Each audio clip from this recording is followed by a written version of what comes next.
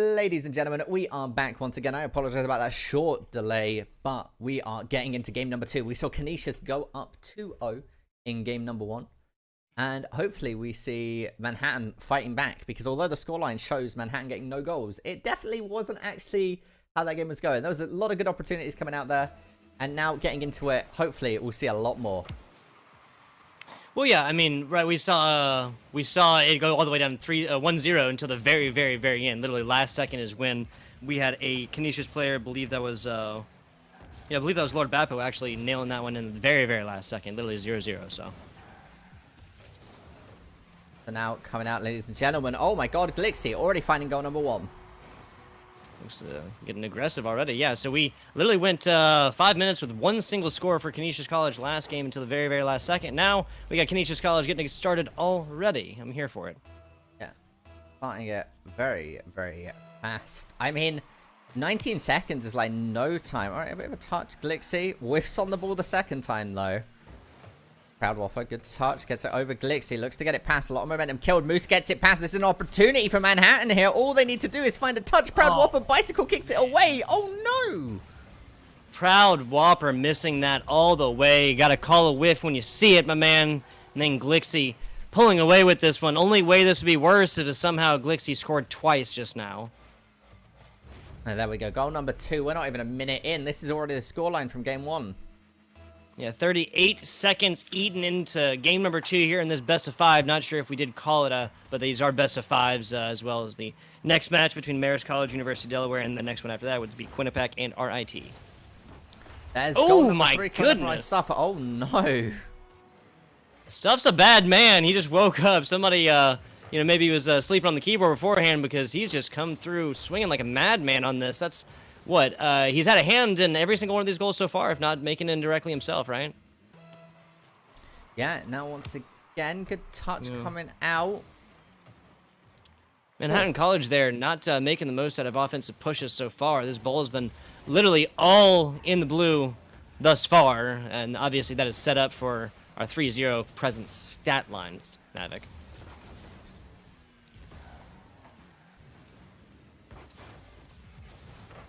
Sorry about that. Yeah, no, it's looking good overall for Canisius, but there it is, Moose finding the touch. Yeah, that was just a nice little corner, not corner, kind of like a side hit, right? There's no need to manhandle this one, no need to go crazy with it. Moose just literally gave it, that little touch that Moose in general may not be known for, but is his name, we're going to give him credit for it. But seriously, so some really delicate threading of the needle on this one. Great Rocket League, man. That's the only way to call that one. Yeah, I mean, then that's going to be that, right? That's going to be one goal. This is the momentum that Manhattan might need. Good touch from Lord Bappo. Proud Whopper trying to steal it away. Just kind of ends up pinching upwards. Really nice touch by Neek there. I actually really liked what we saw there. That was patient. Moose didn't overcommit either. He kind of played it slow there. He is going to be able to rotate defensively, challenge Lord Bappo, and successfully win it there. Glixie getting a touch. Going back to Lord Bappo. Lord Bappo looking to rebound it into the corner. Looking to get the clear. This could have been an awful touch by Moose. Oh no, but they hit the sidebar. It goes too wide.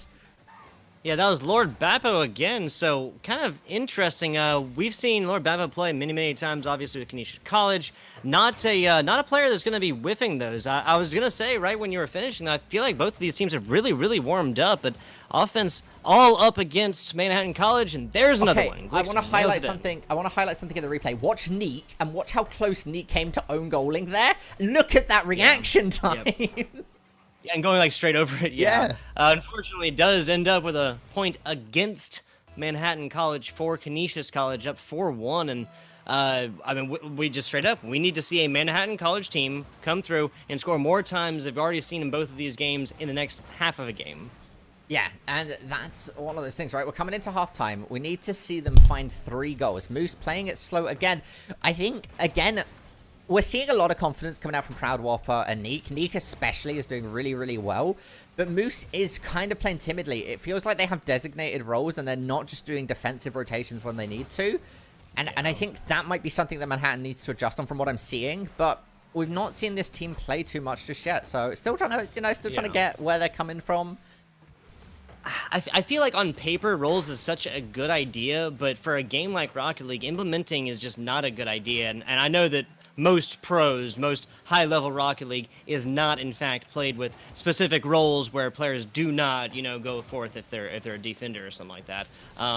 But practice-wise, maybe. But this is the competition. This seeding does matter. These scores do matter, Navik. Yeah, no, and it is... Oh my god, the waterfall came out there. I'm stuffed, mistiming it just a little bit. Neek now going to slow pass it down. Lord Bappo's going to steal it away. Nobody there to follow it up. Moose contesting it. Good pinch. Recenters it. Glixie whiffs. This is another opportunity coming out from Manhattan if they can challenge. I'm stuffed. Unfortunately, they don't. Proud Whopper. I almost said Lord Whopper. Mixing Lord Bappo and Proud Whopper there. Good touch from Neek. Clears it over to Moose. Moose is rotating back defensively, though, so Neek is trying to be a one-man army. I'm stuffed. Using his flips, trying to fade away a little bit, make a bit of a fake play there, but didn't really gain them anything. Didn't lose them anything, though, so no harm, no foul. All right. With this, an open goal opportunity. I'm stuffed getting the rotation, Tug. Lord Bappo has been all over this ball again, and I mean, this is now, of course, a Canisius College, and has been for the past 30 seconds, a Canisius College that can be completely content with just playing keep away for a little bit, keeping this ball in the corners like it's pretty much lived the past 2-3 minutes. 45 seconds to go, 3 scores just to tie it. That's a tall order. Yeah, we see the we got a little rule one. Yeah. You love to see it. A little bit of a rule one going over there. So if anybody's not familiar with Rocket League, it is sacred law of all Rocket League players that if you run into your opposition head on, you just got to keep that down. There you go, until somebody bumps you out. And we see a double commit there coming out from Canisius, getting 2 demos on Manhattan. I'm stuffed, and Lord Bappo trying to get it done here. There was a fantastic pass. The reception just wasn't 100% there, and it was coming within interaction. It was coming within interruption. There were other players there, is what I'm saying. Yeah, 7 seconds. But now 5 seconds left. This is going to be an easy Canisius College W. Manhattan's really got to pull this out and simply do something different, Navik. Yeah, Canisius, they're finding game number 2. The scoreline overall, of course, was a bit more different. It was 4-1. We saw a lot more goals coming out into game number 2 there. But both teams managing to find something, right? Although they didn't possibly take the lead or keep it as close as game 1 was, there was definitely a clear option and a clear line, I think, coming out from both teams. And I'm excited to see them adjust further. Manhattan shows a lot of opportunity there. Neek especially playing really, really well. A couple whiffs occurred, which is always unfortunate. Happens to the best of us. But I think once they tighten that up, we should be seeing a pretty good team. Yeah, I mean, this is not a runaway by any means. It's just a Canisius College team that reliably comes forth, scores across different players, right? It's Glixie this time, right, with 3. Himself manages to find himself 1. Lord Bappo was the man of the hour last game.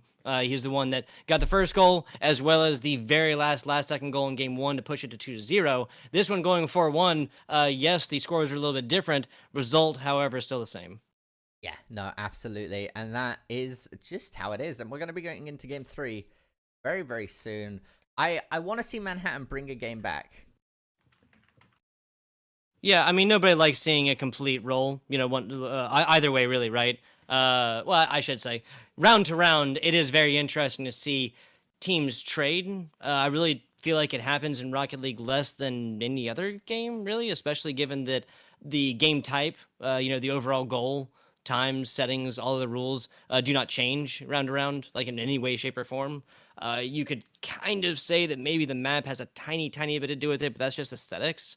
That wouldn't have anything more to do with it than, say, skins would. Well, there's a couple maps that do have different sized arenas, and some of them are slightly longer. There's some hills and things like that. Right. But, oh my goodness. What? Glixie almost my goodness, we kick off again. Yeah, Navik and I here kind of coming back to reality with some really surprising shots. Again, this has got to be chalked up to warming up, right? This is a Canisius College team that has been here a million times before, and a wide-angle shot like that, so close to goal, is just simply not characteristic of this team. Yeah, now that's a good touch. This could be off of the backboard. It is, and Manhattan takes the lead for the first time.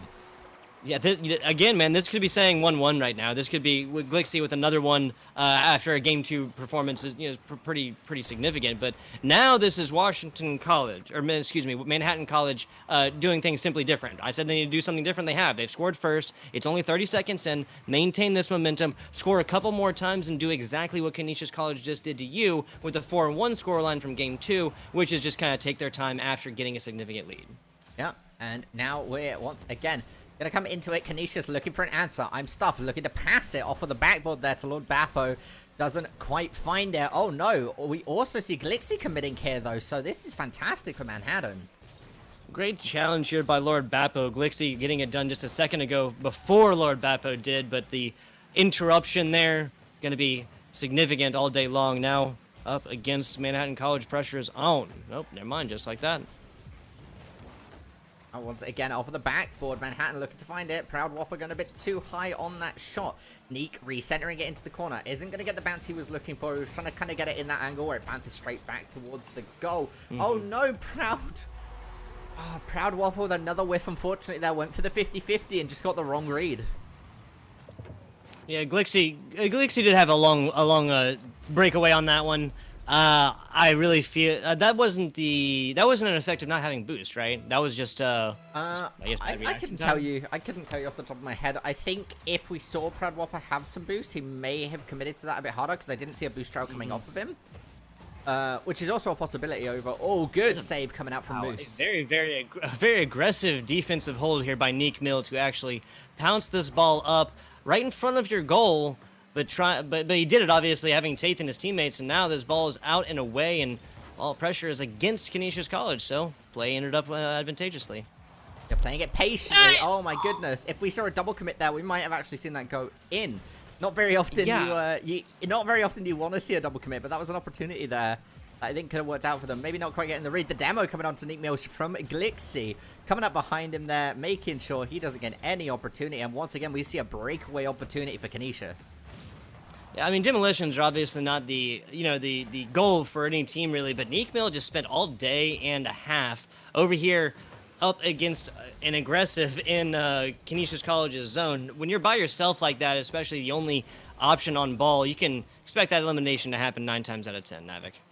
Yeah, now once. Yeah. Lord Bappo was in a fantastic spot for that, but now the runaway, and it's not going to get there in time. Nicely done, Manhattan College now taking the lead again. They have only been in the lead or tied this round, Navik. Yeah, I mean, and that's a good sign for them, right? Being able to gain that momentum and now being able to come through. This is important. We said that they needed to do something a little bit differently after a 2-0 and then 4-1 rounds 1 and 2 respectively loss. Now the script has been flipped. There's a different song being sung here in Game 3 between Manhattan College and Canisius College. Manhattan in the driver's seat. Yeah, now once again, Manhattan putting on the pressure. This is what we want to be seeing coming out of this team. Oh, that is a bit unfortunate there coming up from Manhattan. I'm not actually sure what happened to Lord Whopper there. Did he get bumped? Just watch. Oh, that's unfortunate. He flipped the wrong way. Well, I think what it was is he hit his jump too early, and he also didn't angle it towards the ball. If he angled it towards the ball, that'd have been a different story. As it is, it was just kind of like a neutral jump, right? And because the momentum the ball had, it sent him flying and didn't alter the trajectory of the ball very much at all. That is, again, kind of uncharacteristic, and we would be seeing a 2-1 right now had that not happened. Yeah, but now we're into 2. Manhattan being tied up. Glixie looking to put it down, get themselves another win, and win the set there. Or at least put themselves in the lead. Again, trying to put it out. And this is the thing, right? If Canisius win this game, that's game, set, match. It is. That'll be a 3-0, and Glixie putting up another one to make that just a little bit more possible. Got the halo on top. He's stunting out. Heavenly performance by this player so far. Perfect quarter shot, really. Proud Whopper was the defender, and we're not talking about roles again. There's not a designated defending player, but Proud Whopper might just be doing a little bit better on offense than he may have on defense. You know, once again, dropping it out. That's going to be goal number 4. I mean, sometimes I just got to say, who's in defender right now? Who's in the box? Like, I'm not trying to be, mean. I'm just calling it like it is. That's Proud Whopper again, not capitalizing there, not getting there. Sorry. Yeah, that was unfortunate there, Proud Whopper. But coming out, this has been a really good showing overall for Manhattan. We saw some really good pressure. They've let it kind of slip away from them coming out near the end. But overall, we saw some really nice passes and, like, a good communication coming out.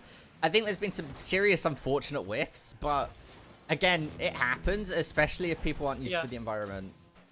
Yeah, it's the beginning of the season, and both of these teams have had players whiff shots, so it's not just one player on one team, and this was deciding the outcome of this game, and just just calling it like I see it up to that point, because Manhattan College was in the driver's seat the entirety of this game so far.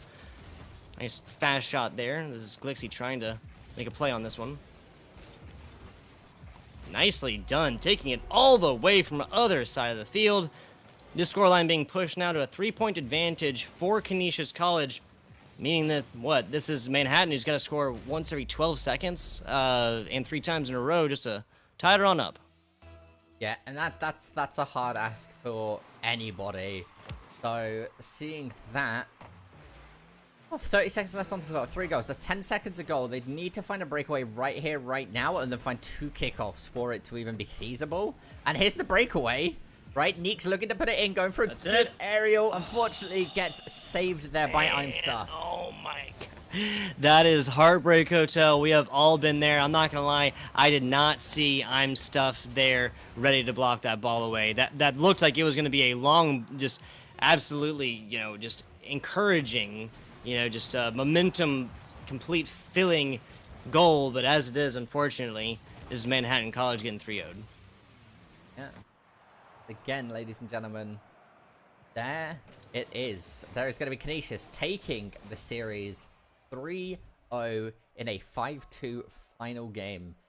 But honestly, I'm gonna be like completely blunt. I really enjoyed seeing Manhattan play there. I think there was some absolute there were some clear mistakes that need to be sorted. But other than that, we did see Proud Whopper have some good moments. We saw Neek play extremely well. Moose managing to put it in. Had a good few shots as well.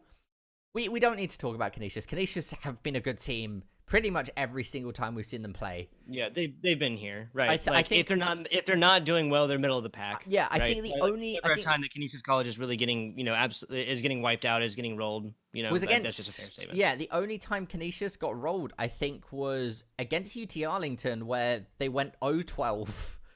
But I think that's the only game Canisius has had a bad scoreline. But, ladies and gentlemen, all we have good point. They played a lot of Rocket League, and I guess we were just really talking about this season so far. But yes. A good point. I mean, UT Arlington is a team that has gone forth and produced scorelines like 8-1 last week. 5 zeros. UT Arlington is a very good team. Canisius College, like I said, usually towards the front of the pack, at the absolute worst towards the middle. And Manhattan College did not get rolled by any means here, right? If they had gone more than a match without scoring, then maybe that'd be a little bit different. But even the one match that they didn't score at all, they only got beat by 1 until the very end, right? Yeah. That is not that is not something to cry home about by any means. And again, this is week 2 out of a 9-week season, so. Plenty of time. Plenty of Rocket League to be played. Yeah, absolutely. But ladies and gentlemen, whilst we get our teams ready for game number 2, we are going to be moving into Marist College playing against the University of Delaware. I hope you're all ready to support your teams, and we'll be back with you momentarily.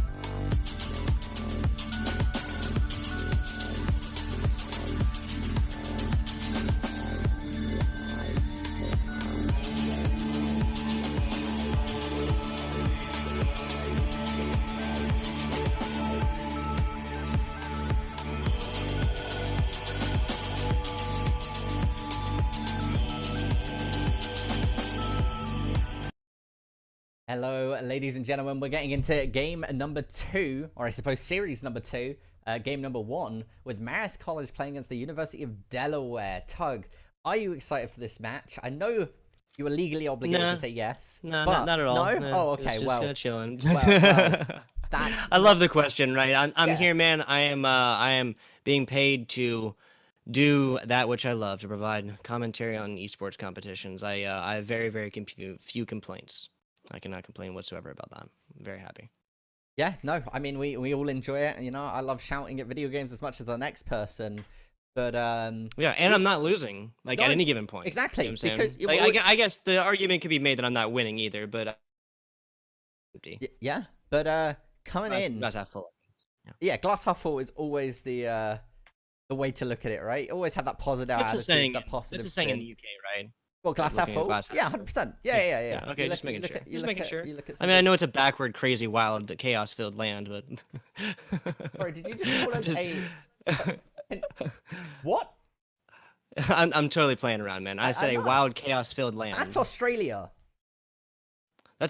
I think that might be... never mind. I'm not going to make that joke. 10 seconds to go here. We're looking to get this started. Like you said, University of Delaware taking on Marist College. Marist College, a team this caster has had the pleasure of calling many a time before, and looks like University of Delaware is looking to take it to them already. Yeah, and this is one of those things, right? Both these teams have played very well. The University of Delaware, I believe off the top of my head, they in the playoffs played fantastically. I was going to say I don't think they dropped a game, but I could be incorrect on that one. Ooh, that was almost a missed one there by Tones. Fantastic follow-up on the defense after the first touch got it where it needed to, but the second one was on the money. Yep, and now coming out, just to touch on it, of course, we do have Marist in the blue and the University of Delaware in the orange.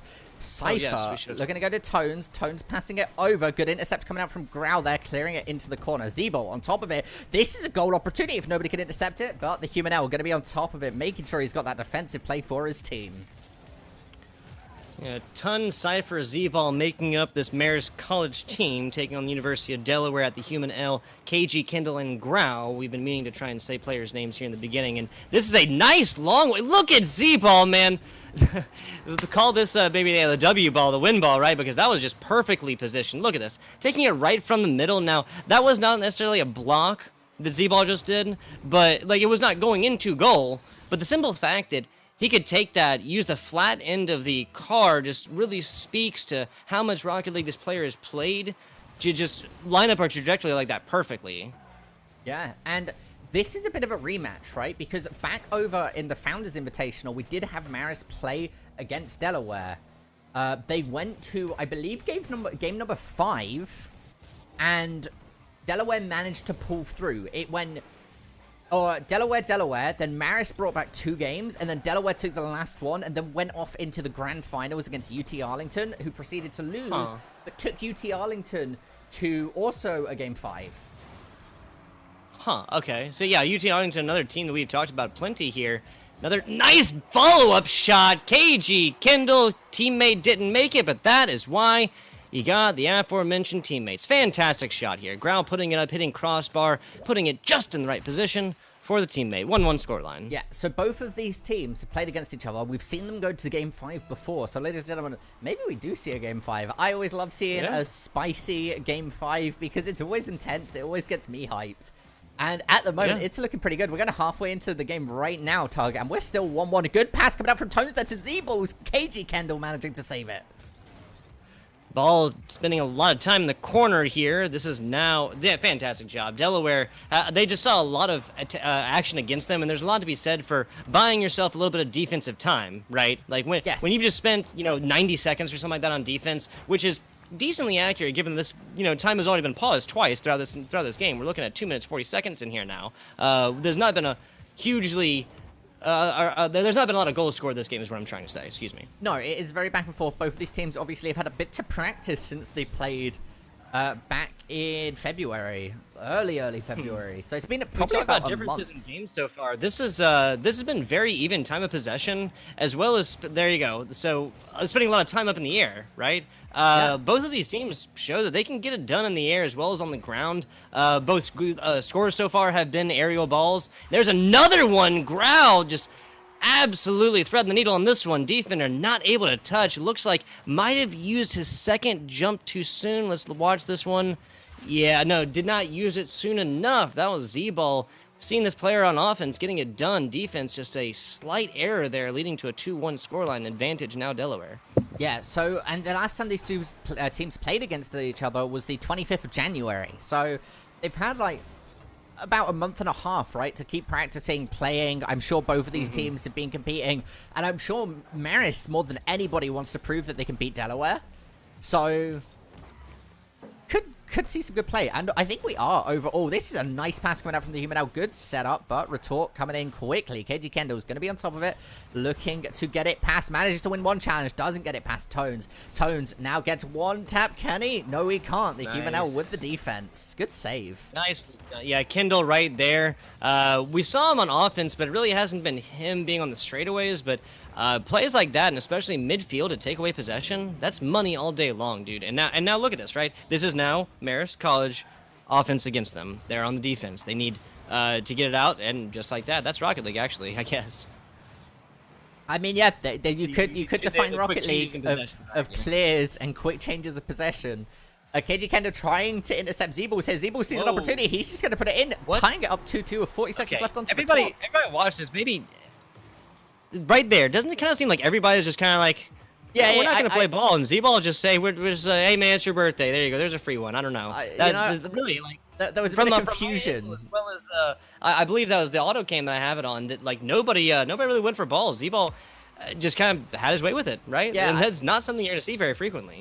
I feel like there was a bit of confusion at KJ Kendall's play, and Z-Ball just kind of stopped and was like, wait, what? And then everybody else is like, wait, huh? I'm still playing Rocket League. Okay, I need to go take this and score now. This isn't a dream. I'm just going to run it in. Yeah, right. There you go. Yeah, and just like that, now 2-2, right? Aerial shot coming in. Z-Ball and Moore trying to set this up, but Kendall KG before it says no-go. Good tap, though, trying to stop it. Oh my goodness, they managed to save it. We might be going into overtime game 1, but there's a lot of pressure coming out from Delaware. If they can put it in, it's cleared. We're going into overtime. Z-Ball, what a player. What a freaking player, man. I really wish we had a replay on that. I'm glad he didn't score, but I wish we had a replay nonetheless. Oh no! Just like 3 seconds into overtime, Tones takes it himself, gets it done. Marist taking game number 1 just like that off of kickoff. I don't think anybody expected them to just run away with it like that. Oh man, yeah, and what that was, the University of Delaware with the defender out there getting boost, right? Yeah. I mean, that was you got to blame the whole team for that one, right? That was literally the 2 offenders missing it, or the initial player missing it, not getting a hard hit to get it against it, to put it at least a little more neutrally, right? The second player not following up with it, and then the defender not being where he needed to be. Now, the way to correct that obviously is just communicate a little bit more, but really, I don't think that's like a huge error. That's all 3 players just kind of playing the role independently, again, without communicating, right? Yeah. But just like that, right? Marist College striking. And overtime, too. We predicted Game 5s and more. We just saw a 3-0 beatdown of Manhattan. Canisius College going all the way through and sweeping. Maybe now that's indicative of the action that we're going to see here in this second game of the night between Marist College and University of Delaware. Yep, and we will be getting into that momentarily. I mean, Tug, do you have any predictions after saying Game 1, considering how close that was? I got nothing given that game, it was a fantastic performance by both teams. This could very well just as easily been the other way around, right? The error that I described with the lack of communication and first 2 offenders missing it, defender not being there, could happen to literally anybody. You could it would be talked about it for a while, but it could be something you could see something like that in the RLCS. That's like if you communicate 100 times, right? One of those times is just going to be everybody fails and drops the ball, and something like that'll happen. That's just literally like almost like a guarantee of human like numbers and probability and statistics, right? Yeah, eventually human breakdown's going to happen, and you're not going to predict it, right? So you're going to go for a setup play. Oh my goodness, are they going to just put it in? They are. Yeah, there you go. The University of Delaware comes through here and says, you just scored in 3 seconds. I think we can do that too. 3 seconds is the fastest goal we've had this entire series. 3 seconds on the clock, specifically. I believe this is the fastest goal. I believe the prior record was 5 seconds. So let's see if anybody throughout the 9 weeks is able to score faster than 3 seconds. Keep in mind 3 seconds. That's gonna be a tall order, scoring faster than 3 seconds. Generally, if you've heard me and Navik call games before, there's a lot of times we'll come down and just talk about the rational time left, like literally all that is left in that clock, like all that's left in the in the hourglass, right? Beyond that, beyond which there is nothing more. 3 seconds will now be our new stat line. And that's right, before that, anything can happen. Yeah, absolutely. Now coming out, though, the human L looking for a good touch. Gets a good angle, but doesn't go quite too wide. Good intercept. Tones with a very good challenge there. Managed to get it just a little bit higher, making sure that's definitely not going into the goal. Zeeble with an opportunity. Tries to pass it to Tones. Intercepted by KJ Kendall. KJ Kendall getting it into the corner. Looking for the demo onto Cypher. Whiffs it. The rebound. Oh, my God. Tries to force Zeeble to own goal. Yeah, KG Kendall read that like a book. That's the only way to say that. That was a fantastic job by Marist College. They had a fantastic play drawn up, but what that consisted of is needing the University of Delaware players to stay on the outside. As it was, again, he read that all the way through. And okay, I was about to get hyped for that, but there's no way that ball was gonna bounce that many times and that long across map and go in at this level of Rocket League. Yeah, I mean, sometimes it just... Sometimes it happens, sometimes it doesn't. Tones here, though, looking for a Z-ball, rotate in. I like the defensive nature coming out from Marist at the moment. They know that Delaware's ahead. Good pass to Tones. Oh my goodness. Tying it up 1-1. Passing this one like a class. Look at Z-Ball right here. And it comes off the back of watching Grau come up and fail to challenge that, right? If Grau had gotten up that and just like tapped this one a little bit, that angle would not have been in so much, but that was just seriously... Somebody clip that because that is, hands down, at least what I'm going to call, the nastiest pass shot that we have seen so far in this season. Now, once again, all right, good clear defensive play. Cypher gets touch onto the ball. Looks to carry it. KJ Kendall with a good deflect. I like the bounce coming out there. Good contesting overall. Tones here, keeping pressure on, but Humanel making a runaway with this one. That's an up and down shot and off to the side. My angle was just a little bit off because it looked like to me that was going to be money all day. Again, looking for it. The Humanel bounce. KJ Kendall trying to make sure it doesn't go in. It drops straight down. That could have been horrible for Delaware, but fortunately they managed to get away with it. Yeah, Tones there, I like what he did. He made the most with his shot, but leaving ball bouncing up and down like that is leading to what we're seeing right now. Now the offensive pressure against his team, Tones and Moore looking to take advantage of... Wait, no, that already switched off. Oh, my bad. Again, good tap. Human L. Dropping it down. Oh my goodness, what a pass play coming out from KJ Kendall and the Human L. Okay, so I'm not 100% sure because my angle came onto the defender as well. There's not a reason really in the world that Tones should have stopped there, right? I don't think so. Obviously, he wasn't coming in. He wasn't coming from goal, so you know that opposite, force would not have been there. But it just logic follows to keep this going on, right? To try and hit the ball off to the side. Yeah, no, that would make sense. Tones manages to save it this time. Grau's going to see an opportunity. Gets it past. Oh my god. Okay. For a second there, I thought... I think Tones was just thinking that, like, if he touches it no matter what, he's going to own goal it or something like that, and that's I don't know. I would honestly rather own goal at that point. I'm sorry. We'll move past it. Now, once again, Grau looking to intercept. I mean, there's some decisions being made here. This is a really good push coming out from Marist. They're going to be able to get it past one. Not going to be able to get it past Grau, though, as Grau returns it back into Marist's corner. Gets a good touch. Contested. Knocked straight back up. Good Tones job. looking to get it to Z-Ball. Goes off of the corner. Grau contested by Cypher. Cypher shoots it back up, delaying the time. 1 minute 25 seconds left onto the clock. This is a nice attempt at a shot there from Z-Ball. Very fast ball. Humanel on top of it. Humanel is going to be thanking his lucky stars that he was up there in the corner because there was no getting there once he realized that ball was up in the corner. That was just the results of some fantastic projections as far as trajectories of this ball and really just always putting your car where it is most likely to be useful. Now, Grau coming up here getting aggressive. We saw him take a different stance defensively a little while ago, but there's a lot to be said for being able to see. and this University of Delaware player still getting it going, providing value with his team. Yeah, and now, once again, coming into the kickoff, we do see Delaware up 2 goals, but, alright, made that 3 goals. However, Marist is still up a game. So even if they lose this, it's not like they're down a game, they're just tied back up. Nah, I hear you. Tones and Z-Ball both whiffing this. That's, maybe it's just kind of, I guess, what I was talking about earlier, right? You go for enough balls, eventually you're going to have just a coordinated failure there, right? Like, everybody who just tries is just going to fail because that's just numbers, right? Yeah. Eventually it's going to happen. But generally, Z-Ball and Tones, our players, are not going to independently miss defensive balls like that. Yeah. And now, once again, 40 seconds left onto the clock, ladies and gentlemen. And, we were talking about it, but how we kind of talk about the mental game, right? Is it worth exerting this mental energy when Marist isn't going to find these 3 goals in the 30 seconds? Do you just sort of move on to game number 2? And I think that is a mentality that is worth looking into. Yeah, if this was one, I mean, I say it all the time, I don't say it all the time, apparently. A lead of 1 is no lead indeed in Rocket League, because players and teams can score a few seconds left. But even with the 3 seconds earlier that we saw a goal, expecting that to happen 3 times is just simply not. You'd have to see a team laid down for that to happen. So now this is University of Delaware striking back here, 4-1 scoreline. Yeah, and that's going to be Delaware managing to tie up the games 1-1. Of course, it's a best of 5.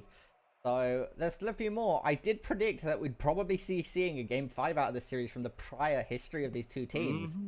And well, we're at least going to see a game 4, right? Yeah, well, yeah, mathematically, that is the only solution. A guarantee, a mathematical certainty. There you go. Not a statistical anomaly. Well, all right, man. All right. I thought we were being cool, dude. We were being cool. All right. Well, I'm sorry. My bad. But coming in, I'm excited. We did see the University of Delaware that managed to pull in a lot more pressure. They had a lot more ball control overall. And coming into game 3, I want to see how Marist answers this. Yeah. I say all the time, I'd really like to see time of possession, even if that was just, even if that's something as basic as just, ball changing color or something like that whenever, orange or blue touches it. Now, granted, that isn't not entirely and always indicative of possession. Players can, have possession of ball with it going along them without them necessarily of touching it last. But it would be an interesting statistic, and it would be indicative, in my opinion, for the most part, of a true time of possession. And of course, you just simply, you need time to score, right? Yes. In high level Rocket League, these balls just not going to bounce in willy-nilly. But we are getting into game number 3, ladies and gentlemen, as we see the kick-off landing in the favors of Delaware at the moment. They're managing to put on the pressure nice and early. The human L looking to get it past. Oh my goodness, coming up there with Grau. Cypher with a good intercept, good read on the situation, managed to defuse the attack from Delaware. A retreating offensive here from KJ Kendall as he was going back over and trying to respond to ball. Did take out a defender on the way. That led now to University of Delaware. Got pressure up against and has been up against Marist College in the blue here for quite a while, so fantastic play. That's what it's set up so far. Now Marist College taking possession back. Yeah, and now once again, like you said, Marist are taking possession. Tones gets a good touch, goes a little bit too high. Z-Ball with another attempt, saved again by Grau. Nicely done. Rotating defensive players, rotating defensive plays. Fantastic job. Everybody playing a role on this one. Grau getting up close and aggressive, and defender just barely kind of missing this one. KG Kendall, this is a kind of a good through pass.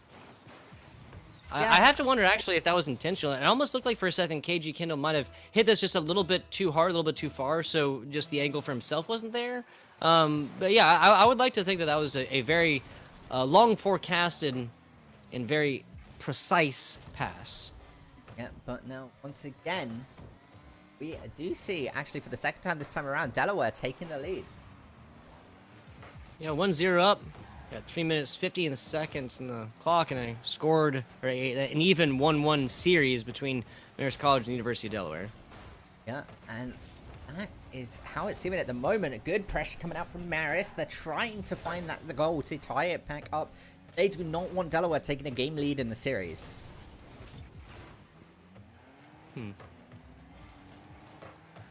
Yeah. I was just spending a whole lot of time over here in the corner. Both of these teams seem really comfortable with that, I guess, but I at least personally would be less comfortable if I was either of these teams because neither of them really comes away with it, right? Does that make sense? Yeah, I kind of see what you're getting at. But once again, looking back at it, we're seeing a lot of pressure by Marist put onto a Delaware here, not giving them much breathing room. As soon as they manage to clear it out, somebody from the side of Marist manages to put it straight back into their side of the field. It's gonna... Oh, okay, Tones whiffs this time, but it doesn't matter because I believe was that... I'm actually unsure who touched that ball, but either way, a Marist player immediately, it was Zeeble. Zeeble managed to get the touch and then find it. It's going to go back to Cypher. They're going to be able to clear it. The ball, who would have guessed it? Yeah, they're going to clear it. Zeeble's going to be on top of it. Contest it. The waterfall comes out, but there's nobody in position to put on an offensive shot. Grau's going to look for an attempt here, following up his teammate, but he's going to hit it too high again. The third hit goes in, though, and that's going to be Delaware finding goal number 2. Yeah, and when Navik says Delaware, he's being serious because every single University of Delaware player touched this ball within 5 seconds before this goal. This was the definition of a concerted effort, and something that perfect could only have come directly, exactly, perfectly at halftime. Yeah, and it came out well. It was good coordination. It was a coordinated assault of each player playing well. And it just goes to show, putting on that pressure, applying those shots will eventually find you a goal. And here they're looking to try and set something up similar. As we actually see a runaway. If they can get it past KJ Kendall, which they can't. The man, the myth, the legend, KJ Kendall, has shown time and time again he is an absolutely phenomenal defender. Yeah, proving it there yet again. It'd be interesting to see, so what, this is University of Delaware, their number is 3, right? How many shots in a row can you have your players line up and consistently make, solid shots on the goal that have to be blocked away? Well, University of Delaware at 3 now. That's like a multi-shot, right? And that number, that statistic would be a whole other one. That would be indicative of just a whole lot of coordination broccoli. Well, mathematically, you could obviously the answer's infinite, right? You could just keep rotating because you have 3 people. I mean, in 3v3s, yeah, but like duos, you could say that'd be way harder to line up consistently, right? Absolutely. Like 3v3s, yeah, that's way easier and way more manageable. Now, Marist College has gotten some nice twofers, but I do believe that's the only three-fer, like all the way up that we've seen, and really each one of them just had identical shots. A lot to be said for it. Yeah, it was a good pinch, though. I really like that coming out of Marist here. And we just highlighted Delaware a lot, but Marist College has some fantastic players. I mean, I say some. Tones, Cypher, and Zeeble all pull their weight in very similar ways, and they work together so well that when they're on point, I think they could very, very well beat Delaware. And they are playing very well. Just at the moment, Delaware's managing to out-rotate them. What they need to do, all 3 of these players can get very aggressive, even if the demolitions aren't a part of that, which it looks like it's starting to be. Zeeball actually looking to demolish a player instead of playing that ball, because that was a decently open shot. What I was saying is all 3 of them need to get aggressive like right now, because they have 30 seconds to score twice. If they turn that on, I really do not think that the University of Delaware would be able to put up with that. They've already shown what Marist College has, what they can do so far. But this being a 3-0 runaway, this is the most one-sided game that we've seen in the series so far. Yeah. Well, no. I'm not just talking to score, like really. Like this is University of Delaware that's executed offensive plays over and over again, and even the time to recover is another huge one that I would say in this, right? University of Delaware has gotten possession, and not even a second later, they're already ready to go. They're already ready to score, to set up and score, right? Yeah. And I realized something that I've been saying wrong the whole game. We've been calling him KJ Kendall, haven't we? It's KG Kendall. Oh, did I? We certainly did. Yeah, we both have been doing that. I just saw his name. Whoops-a-daisy. Well, KG Kendall. Phenomenal player. Really good defender. KG Kendall and company just need to push this on for another 5 seconds or so, but Marist College needs to score right now and push this into overtime as long as they get it with 0 seconds, but it's not going to happen. Looks like a 3-1 scoreline here for game number 3, Navik. Yeah, and that is going to be the University of Delaware taking up another point, bringing them into match point coming into game number 4. Yeah, so they just won previously 4-1. Marist College sniffing out a little bit, but at the end, results pretty similar. 3-1, 4-1. This is now Marist College has lost 2 games in a row. They need to come back in every way, shape, and form here in Game 4. But personally, we've been talking about Game 5s, and this is my personal favorite. The full sweep is one thing, but that's just not very, it's not very likely. It's not logical to expect that afterwards. I like a team taking first game, second team coming through in these best-of-5 formats, winning games 2 and 3. First team scoring the tie, or tying up the score. Excuse me, my goodness. In Game 4, and then having a Game 5 with neither team on any kind of roll, right? Any kind of 3-game run or anything like that. Yeah, and it's my personal favorite. We do see the potential for Delaware to run away here with a 3-game win streak.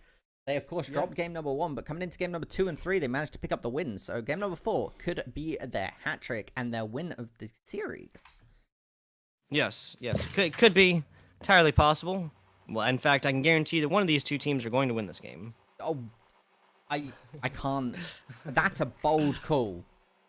Yes, sir. Bold statements. And we could be locked in overtime for the rest of our lives when nobody scores.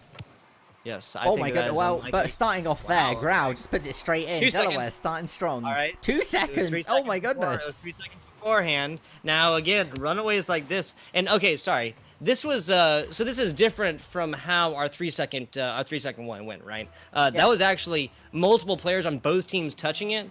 That just and not taking anything away from the University of Delaware, but that was kind of lucky, right? Like with that pinball action there in the middle, there's no real way to have predicted that with how fast the ball was moving and how many different angles it hit. So that's interesting because I didn't mathematically think you could get a goal faster than 3 seconds off of kickoff, but we just saw it there at 2. The clock stopped at 48 seconds or 58 seconds. So coming out there. Did.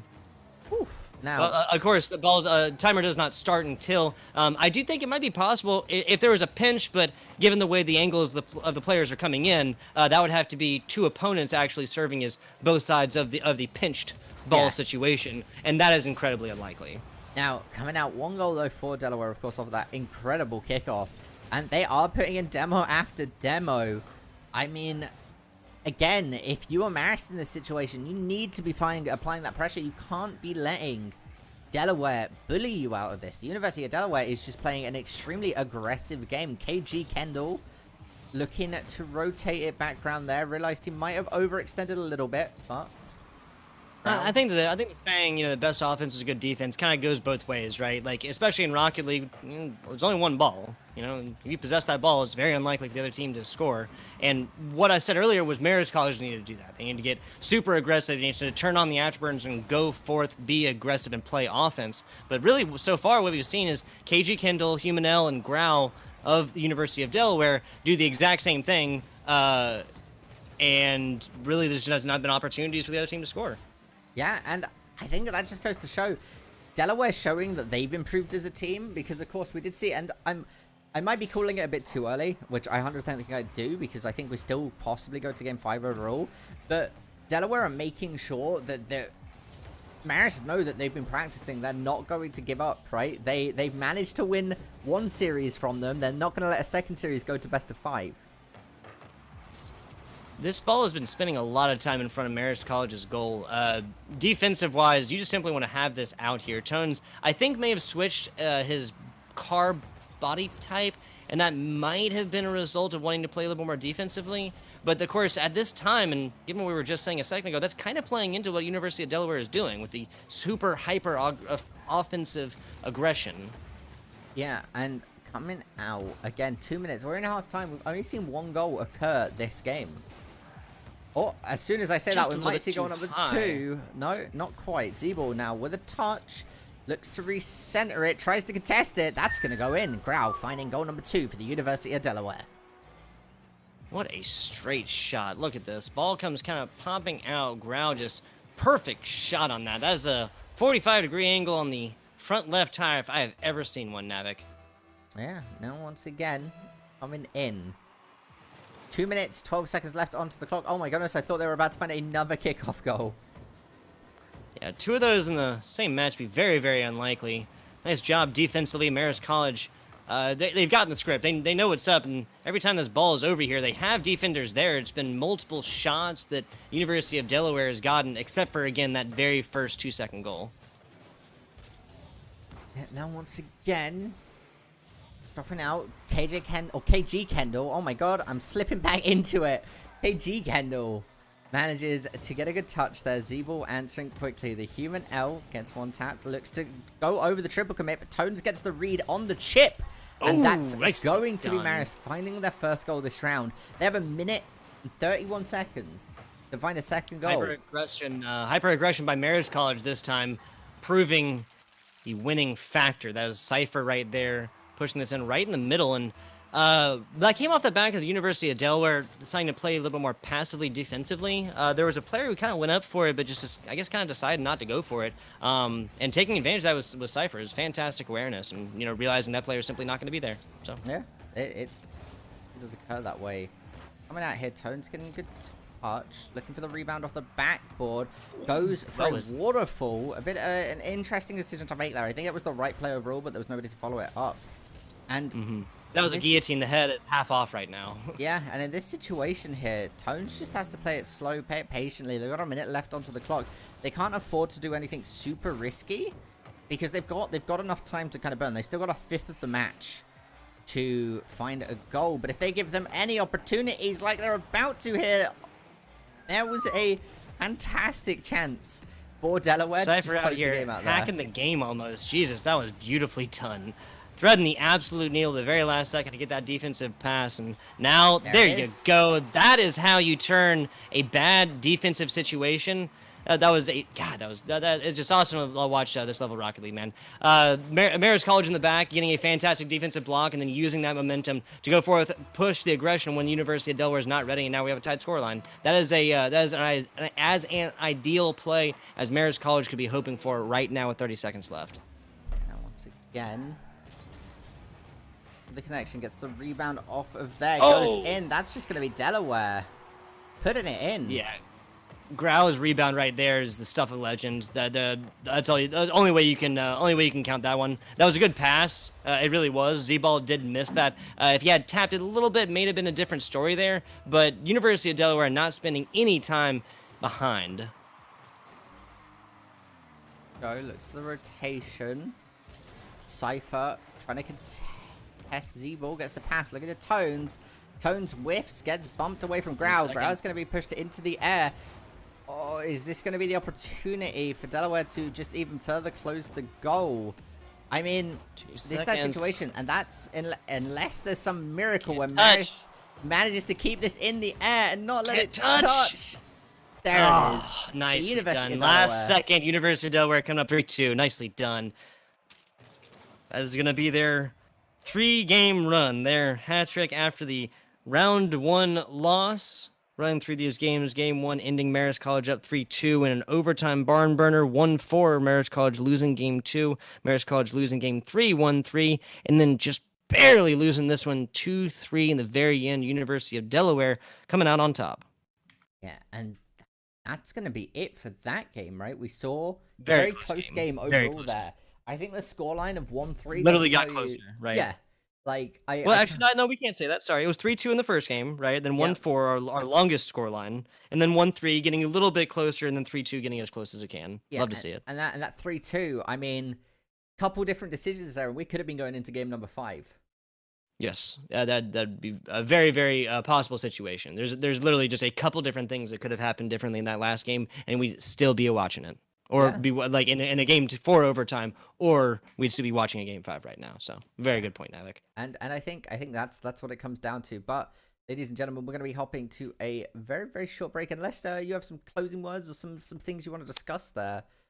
Todd? No, I just anybody watching, I think that you can look forward to an entire season of Marist College and University of Delaware going at it. Obviously, that was just numerically closer than our first game between Manhattan and Canisius. But these teams are very well evenly matched. They came through, and both teams were also very on par for how you would expect a kind of a warm-up to go, right?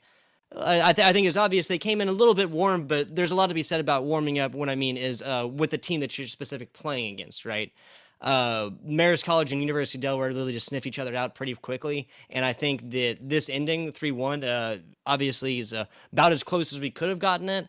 And I'll just reiterate that there's literally a handful of things, multiple things that could have gone differently for this to be even closer in being in a game 5 right now, or going the other way around and with instead of Marist College winning. So I think there's a matchup that viewers could be really looking forward to the rest of this season. We got at least 7 more weeks. So yeah, and coming out there, we are of course going to be playing Quinnipiac, playing against RIT. I think this could go a couple different ways. I don't want to make too early of a prediction because we've not seen Quinnipiac play that much. But I think Quinnipiac just being one of our newer teams to EGF. Absolutely. Right? I think we see RIT. Maybe this goes to game 4, but I think it'd be a 3-1 situation for RIT. Okay. However, that is going off of all of the games we've seen RIT play, and we haven't seen Quinnipiac play that much. So they might completely blow me out of the water, and my prediction might go straight down the drain. But we will see momentarily.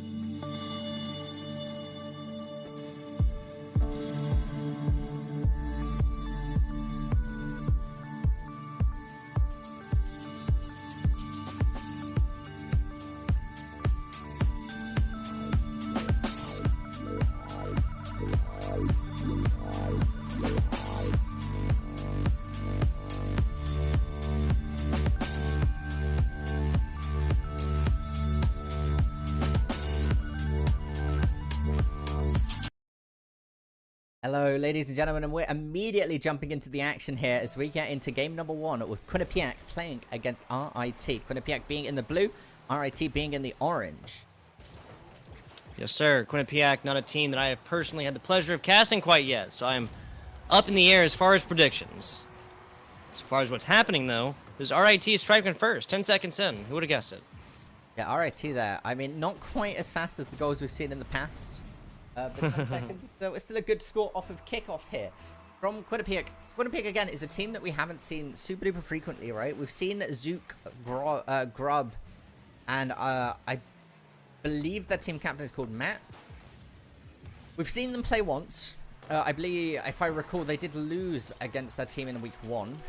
But coming out here, RIT is a tough matchup. Score every 10 seconds, man. Yeah.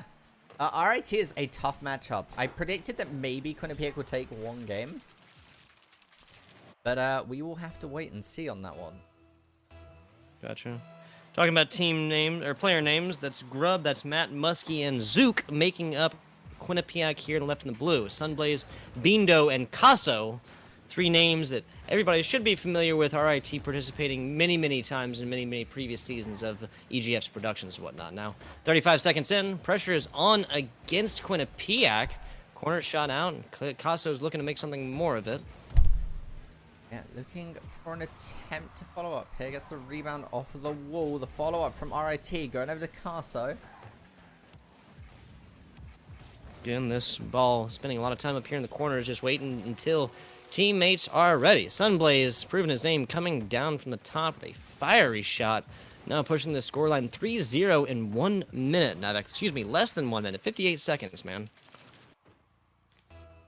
Yeah, I mean, 3 goals already, 58 seconds. That is a massive lead to take, right? Like, overall, that's a hard comeback. Even at 4 seconds, if they keep up this momentum, they'll just keep on finding goal after goal. We need to see a breakaway from Quinnipiac.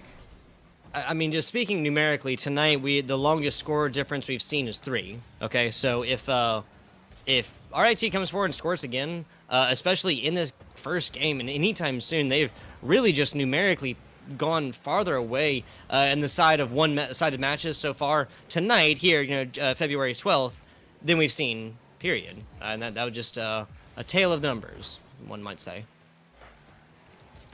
Yeah, a tale of numbers is definitely the right way to put it, right? Because at the end of the day, if a team is able to get goals after goals and just build up a lead, it's also a morale game. Because getting completely shut out game number 1 is never a good feeling. No, it is not. No, it is not. 3-0 is a decent start to it so far with RIT. All in the driver's seat so far. We'll make that Rocket League pun as often as we can. Yeah. Now coming out. Wow, Sunblaze looking to juggle like he's at a circus or something, because that was just getting it around, what, 2 different players almost at the same time, too. Is a very skillful player here. Again, touch. Sunblaze looking to bounce it back over to Casso. Grub gets a touch. He set it up there. Kind of looked like Bindo and Casso. That pass could have been meant for either of them. Both of them actually whiffing it in the middle, but not without interference. That was some good defense, and now... Oh my goodness, Sunblaze is coming right over the top. Grub knows what happened there. He's acknowledging that he missed that one just by a little bit. Look at that. Just coming zooming right past it. So he had the boost, of course, but this game barely passed halftime, Navik. 4-0. Yeah, I mean, 4-0 is a the good longest score. Score difference we've seen so far tonight. Yeah, and I wouldn't be surprised if we see that going even further. RIT, I would argue that the 4 best teams in the league are from best, like from top 1 to 4th is UT Arlington, RIT, and then Delaware Marist are kind of tied for 3rd, 4th because they're so back and forth. But if we were to go off of statistics, Delaware beat them both times. So we say Delaware's 3rd, Marist is 4th, right? So when you're new to the league, you haven't really felt out the teams completely yet. Going against what a lot of people would consider one of the top 2 teams is a hard matchup. And I believe last week they also played against Delaware. No, they did. So they played against, let's say, the 3rd best team, and are now playing against the 2nd best team. Yeah, but not an easy schedule by any means. No, not at all. Yeah, and I mean, all these teams in here are decently matched up, but we're seeing RIT prove what Navik here is saying over and over again. Now with the 6th goal lined up, Sunblaze forecasting this one like the weatherman. Yeah, I think I may be wrong overall, but I think this is a really good chance for Quinnipiac to learn. I mean, there's a lot to be said for you're never going to learn if you just play against teams that are worse than you. If you just stand around pub stomping against, teams that are just significantly outside of your skill tier, like below your skill tier, then how much are you really going to? How much are you going to learn? Like, how much does anyone really learn from dunking on the same, on the same players like over and over again who are just simply outside your skill tier? Now that's not exactly what's happening here, but RIT really has just been showing all the aggression and all coming up spades, just 100% so far. This is a Quinnipiac team that just simply needs to maintain possession a little bit more. They also don't have a whole lot of shots on goal yet. Now, the ones that have come in have been blocked off mostly by Bindo and Casso, I believe. But Quinnipiac just simply needs to have more possession again and just get these shots going. You have to at least try and at least fail them, before you go on to next round. Because now, at 1 minute left, I think 6, now 7 away is a reasonable difference that is insurmountable at this point. Yeah, 7 goals. I mean, you're not going. You might find 1 or 2 goals in a minute. Trying to find 7 goals in a minute is a very, I'd say, nigh impossible task. Yeah, unless the and now we're just talking about like damage control, right? Like you want to get at least a couple, but you do not want to get wiped completely 0 out. No, I think you never want to get wiped out. But also, do you ever really want to go to Brazil? It almost feels worse going 1-7 than it does going 0-7. I totally disagree. That goose egg put up, me personally, every time, even a Rocket League team, even if I played great, I just feel like any game can result in at least 1 goal for a losing team. Yeah, I suppose that right there was a perfect example, by the way. Yeah, like that could have been one right there. Overall, instead, there you go. Coming back, man, oh man. I think the natural difference of it is if you've got 1 goal and then get 7. I don't know. There's some weird stigma about Brazil, and I think it does. I think people joke about it more, so you kind of realize it more, and it kind of puts you down a little bit more. But maybe that's just me. Maybe that's just like from what I've seen and listened to people talk about. Different strokes, different folks. Yeah, environmental biases are a real thing, ladies and gentlemen. But I mean, indeed. It is one of those things where there's 10 seconds left onto the clock, right? This game is over. This is RIT all over. Yep. Red and white, red all over, 100%. Just needs to push it to a game 2. Let's talk a little bit about what this Quinnipiac team really needs to do. I put out a good point earlier, and that's what they just need to have more aggressive possessions, more time there. But the worst thing I think they could do is take the possessions that they have and speed them up more. They just need to have more of them. Does that make sense? They need to spend the same amount of time when they have possession and setting up shots, because this is a Quinnipiac team, just from their gameplay here in this game, you can tell that they're coordinated and they can make these shots. They can't set up plays. It's just the execution so much that they're having issues with. RIT is just a more coordinated team. They play together a lot, and you can look at these score lines and see it is a simply very diverse game, a very diverse team. Look, 4 shots, 6 shots, 5 shots respectively for Casso, Sunblaze, and Bindo. Looking on over to goals, 3, 4, 1, and they all have saves. It's a very, very well put together and communicative team in RIT. Yeah, I don't think you could really explain it any differently, right? RIT has shown communication in spades, right? They're always rotating. They're getting good pass plays. They're getting good reads. They're bumping when they need to because somebody's calling out that they need somebody bumped away. Yeah. Yep. And sometimes you just simply need that space. Whether or not you're doing offense, defense, both ways, you can buy yourself, or not buy, you can use a lot of purchase space that you've been purchased from a teammate in the form of just a small bump sometimes, right? Especially if a player's winding up for something. It's a very, very good point, Navik. Yeah, I mean, I do think overall getting that extra space, positioning yourself is super duper important. And coming into this, I'd like to see Quinnipiac manage to do that themselves, right? Kind of break away, push RIT, and force some mistakes out of RIT. Yeah, there's a lot to be said for that too. They need to capitalize on what they have, but I think maybe just watching RIT, kind of like learning their players a little bit, because it kind of seems like they're reacting the same they're, at least so far in this game, have been reacting the same kind of how they previously have. I don't see a Quinnipiac team playing objectively different from how they have in game 1. Yeah, I think that's reasonable overall. I think it does come down to kind of learning, rewatching the VOD. We mention it like sometimes, not all the time, but rewatching your VODs. Let's not get too naysayer, right? The game is not over quite yet. No, 45 seconds in here. And I said there's a team not playing the same. They have not been scored on quite yet, so at least the result is magnificently different. That's exactly what Quinnipiac needs. Nice pop up, but now this is RIT players showing prominence on defense as well. And this is what I'm talking about, right? Quinnipiac now are starting to play a bit more confidence. They're starting to be a bit more aggressive. They're forcing out decisions from RIT, and RIT doesn't have complete control of the game. They're going to be able to find the first goal here. Okay, so maybe we were talking about differences, right? Yeah. Go ahead, excuse me. I'll make my point. The biggest difference here is look at the time and the scoreline.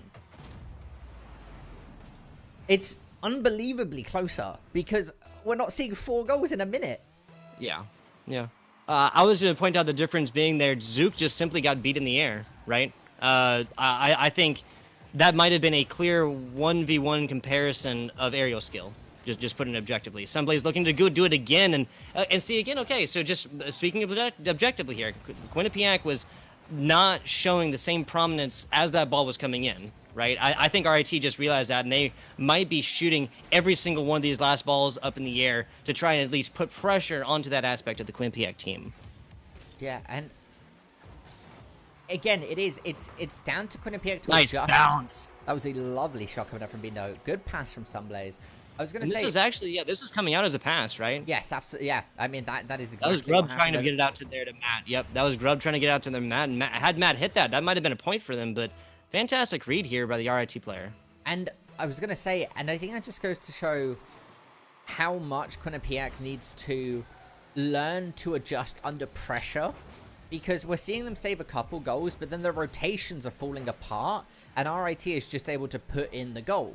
So looking back on it, I think that's the major thing that needs improvement is communication. And I wish so much that we could hear back the team's coordination. That was gorgeous, and that's going to be Quinnipiac finding their first goal. Yeah, that was fantastic. Okay, so this is Casso, right? This is Casso.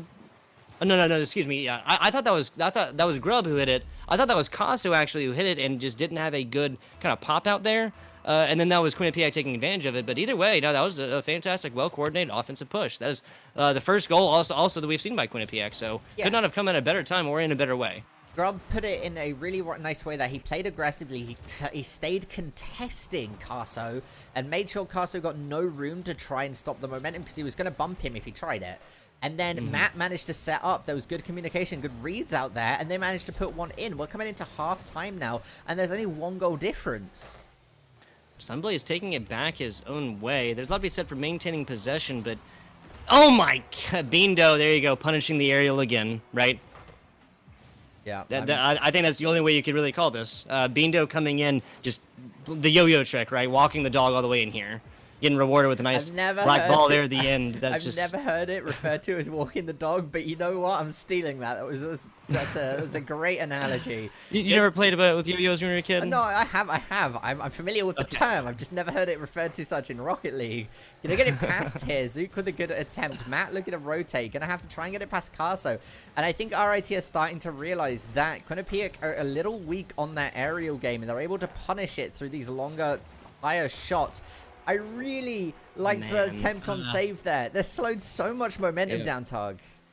No, I'm with it. I think that just, I mean, we're speaking objectively. I think that Quinnipiac individually might benefit from playing defense or just like taking a lot of shots maybe in practice time this next week, because that was, I mean, just simply not hitting at the right angle and the right motion, right?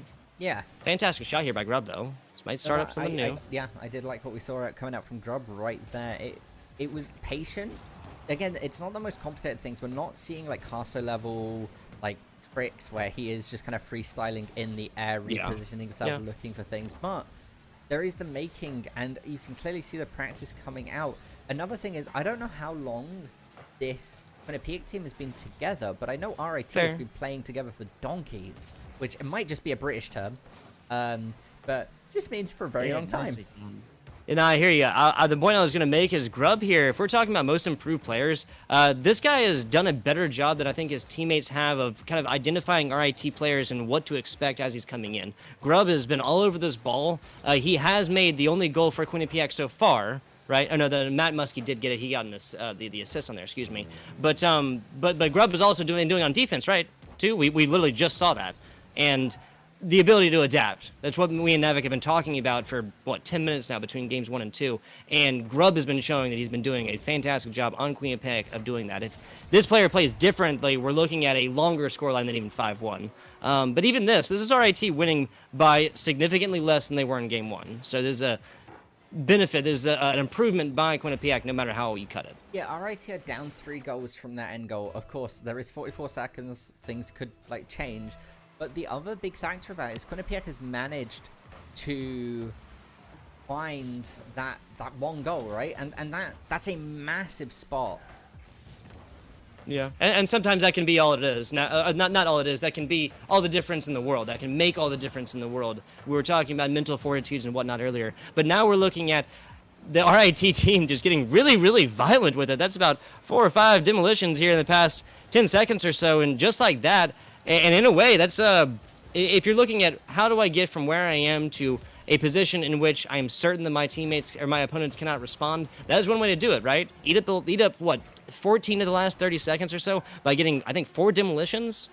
Now they're ahead in a comfortable lead before, no matter what, but kind of making it certain that there was nothing that Quinnipiac could do. Yeah, just simply making sure that they're no longer there for a few seconds might be a fantastic way to recreate this one in the future if they have to pull a similar play. Now we're moving on into game 3 after a 5-1 W here for RIT. Far less, though, again, than their game 1 barn burner. Yeah, Quinnipiac here managing to put in a lot of very good pressure. Say what you will about how they performed game 1, and even now with a 5-1 scoreline, Quinnipiac are learning, they're adjusting, and they are making strides. And that's how you get better. Scrimming is going to be so important this season, I think, more than any other season, because teams are getting to such a level that they need to be playing against each other consistently, or people could slip up and just lose. Yep. Yeah, exactly. I mean, there's so much value that you get from scrimming, just straight up. Speaking of previous stat lines and whatnot, RIT there, we mentioned earlier in game 1 how they had very, very even score lines for other players. That was Quinnipiac with an opportunity to kind of prove kind of the same thing. Now, of course, they only had 1 goal, but looking overall in different stats, saves, assists, not passes, saves, assists, goals, and blocks and all that, that was Quinnipiac with much more even numbers. Again, coming out, it's one of those situations where do RIT play it slow and kind of readjust their game plan to really throw Quinnipiac off? Or do they just keep playing fast like they have, getting these long aerial passes and trying to keep dominating the skies, right? Aerial superiority. And yeah, I hear you. I think it's interesting from a perspective of RIT. Oh my goodness, that was massive. That was almost a massive mistake there, as we actually almost just saw Quinnipiac manage to just roll it in. Grub keeping on the pressure, though, and nobody there to follow up. So he had a fantastic pass, and just like that, Sunblade is taking a very long pass here from Caso, cross-map to really nail this one in after a demolition and failed set up a pass. Straight up, Grub was all over that. I said to watch for him, and that's an example right there. You just have to have teammates to, play the game with you. Yeah, and now coming out, kicking off, Matt Muskie's going to get a touch for a minute in. Only 1 goal so far, which is looking very similar to what we just saw in game number 2, right? But if Quinnipiac have already almost scored once, they just need a breakaway and to play it smart, win the 50-50s and good challenges. And their defense coming out right now is working out pretty well. Their defense is a lot more efficient than it was earlier. Again, in game 1, I think we saw 3 or 4 goals in the first minute, and they had beaten that already. Now a little bit of a bounce away. Matt taking advantage of this one. Passes there, but Bindo knocking this one clear out, and now looks like he might have a little bit of a long way. Yep. Players of Quinnipiac not able to get there in time. Not 100% sure what they were doing. Like, they're all on offense as of a couple seconds ago. They should be coming back right now. Zooks looks like the only one there, right? I believe so. There's Matt. I'm not sure where Grub was in that situation. I couldn't see him on the camera at all. Now coming out, we're coming into kickoff again. Bindo's going to get a good touch. Oh no, that was unfortunate. I believe that might have been Grub there that whiffed on the clear. No, it was Zook. It was Zook, in fact. And RIT's showing that they can play this game very differently.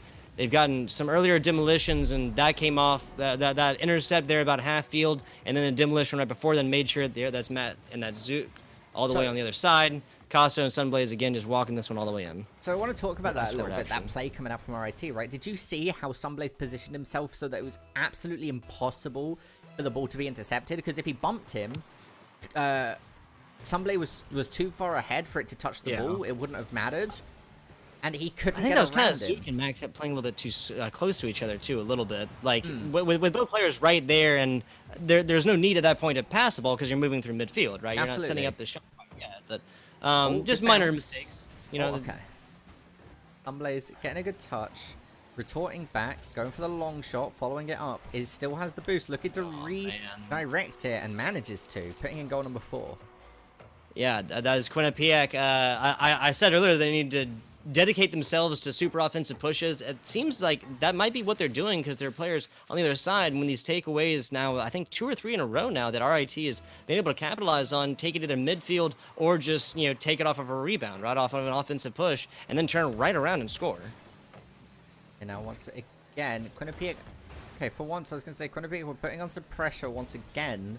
And I love to see this happen. I love seeing RIT under pressure. Because their defensive plan seems to switch depending on, or have, maybe switch is the wrong word. It always seems to have its own flair depending on who was in defense first, right? Because of course people are used to being in that position, setting up, and everybody has a slightly different play style, and you can very uniquely see it when watching these teams play. Casso likes to try and like retort it and go for these sweeping aerial shots to try and clear it as quickly as he can. And if you watch closely, you won't see the other players quite doing that. Yeah. If we're looking for specifics here, you could also see Sunblaze. He shows no penchant for not wanting to hit the ball closer away. Like, to him, possession is more important, and he can take this ball and he can do. I mean, part of the reason he's able to do that is because he can do anything with this ball from any part of the field. We've already seen that several times. But Sunblaze coming back and just giving up a little bit of yardage, even though that might actually be, you know, RIT yards, that might actually be RIT field. The fact of maintaining possession is more important because, again, he can get this ball anywhere that he needs to. This entire point right here came off of the back of Sunblaze realizing that maybe teammates aren't as set up as they could have been, and so just buying himself a little bit of time by putting it up top, bring it back just a little bit, and then in that 3 seconds or so, they set up a 45-second or so offense there that resulted in a 5th RIT point. Yeah, 1 minute, 25 seconds left on the clock. I think this is going to be the nail in the coffin. Sunblaze playing it super duper patiently there. Overconfidence is a slow and insidious killer, and that might have just been it. Not quite. Sunblaze once again playing slow. Good rebound coming off. Zook looking to follow it up. Whiffs, unfortunately, but Grub getting the interception. It's not that RIT is like playing with Quinnipiac by any means. They just know that they're ahead, so there is no real reason for any kind of big aggressive possessions. They're really just kind of playing keep away right now, as they have been for the past 45 seconds or so. Matt Muskie getting it done himself though. So if the comeback is going to happen, Navik, it has to happen right now. 4 scores in 51 seconds to tie up is entirely possible. Saw 2-second scorers earlier, but that would result in an RIT, that would have to be off the back of RIT playing completely differently of how they have coming up into this matchup. Yeah, now once again getting the rebound. Casso with the clear. 45 seconds left onto the clock. Tug. Quinnipiac though managed to find their first goal again. Like I said, I think there was some hubris coming out there from RIT. But for better or worse, it happens sometimes, and I think it did cost them the goal for it. I'm gonna have to disagree with you because what I really feel like, I mean, this is RIT that could get super aggressive and continue to run up the score, right? They're playing keep away. They're literally keeping nobody from scoring just because they're ahead. So that's maybe I mean, we can't know the inside of these players' names, but that is more like what it seems to me. And coming out, looking for the clear. Matt Muskie gets a touch over to Sunblaze. Sunblaze looking to try and get it. Zook though intercepts it. Sunblaze playing it slow. The rebound comes up. Matt Muskie, touch. Good clear overall. Deciding to reverse. Bit of an interesting there. Not using a half flip. Yeah, now 7 seconds to go. Quinnipiac would do good, score again, of course. Again, these aren't ending, but it looks like... I think the important thing overall is Quinnipiac only got shut out one game. And against against a team like RIT, who we've said time and time again, are like the second... They're just simply one of the heavy hitters. Yeah, they are absolutely one of the heavy hitters. It's not a bad scoreline overall. We've seen much worse scorelines come out from teams where they have just gotten rolled over, and it's always unfortunate when that happens. But I don't think Quinnipiac should count themselves out because I think they played really, really well. Yeah. And like you said, this could be a team that just started playing together recently. I think that if that is the case, we will see market improvement just so long as they scrim, right? Yeah. We were talking about how important those are, and they have plenty of time. I think if this team is a team that has not coordinated or has not played together a lot, if this team is not a team that has played together a lot, then simply playing together would markedly improve all like the kind of like the smaller areas, the smaller fields in which they were not playing optimally. Just simply playing together a little bit more and communicating a little bit more would help overall in just so many different ways. It would be very interesting to see, say if this is a team that absolutely grinded it out, then when we see them play against RIT in say 4 weeks, how that would go then. Because if it is a team that has not played together a whole lot, then I could definitely see this being a much, much more even match coming in again in about a month. So, and I think that pretty much comes down to it, ladies and gentlemen. Thank you once again for tuning in. If you want to keep up with all of the action, make sure to follow us on Twitter and Twitch at officialEGF.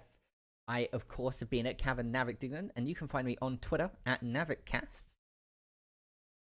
Yes, sir. FBI Tugboat here. You can find me over there on Twitter at FBI_tugboat. Little twitter.com and / in front of it. Appreciate you guys tuning in. We'll be back with more Rocket League, same time, same place next week. We will see you next time.